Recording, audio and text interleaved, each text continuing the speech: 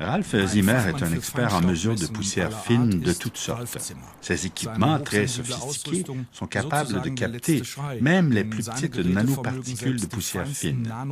Le technicien en mesure peut mesurer pendant un parcours en voiture les charges de particules fines présentes à l'intérieur de chaque véhicule.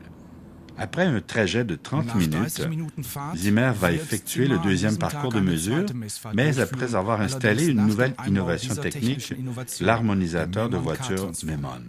Celui-ci, simplement fixé sur la batterie de l'automobile, provoque un changement positif de l'atmosphère de l'habitacle, comme l'explique lui-même l'inventeur.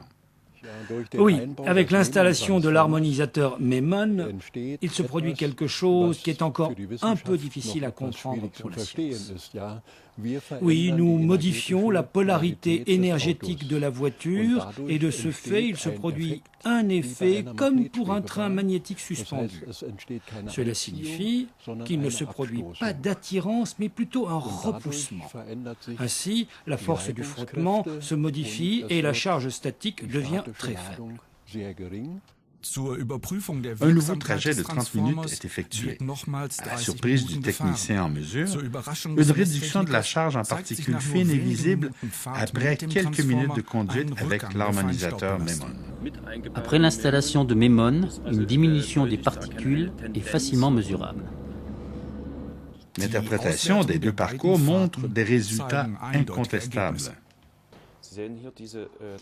Voyez ici ces grosses particules de 300 nanomètres, relativement en grand nombre dans l'échantillon. À 13h01, l'harmonisateur Memon a été installé. Regardons l'axe horaire de 13h01.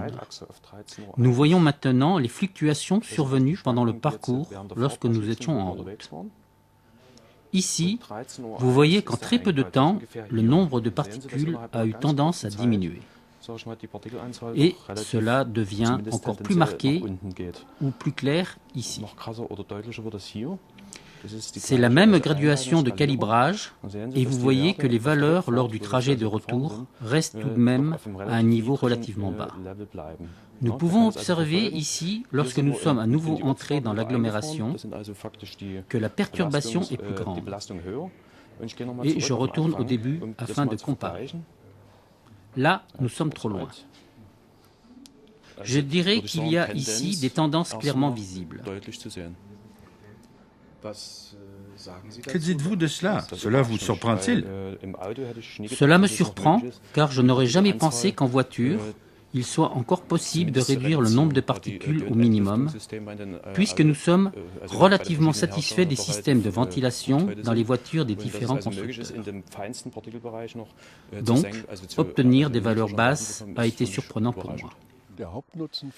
La principale utilité pour le conducteur est qu'il ait simplement une meilleure atmosphère dans la voiture, que la pollution électromagnétique soit pratiquement éliminée et qu'il puisse conduire sans gêne.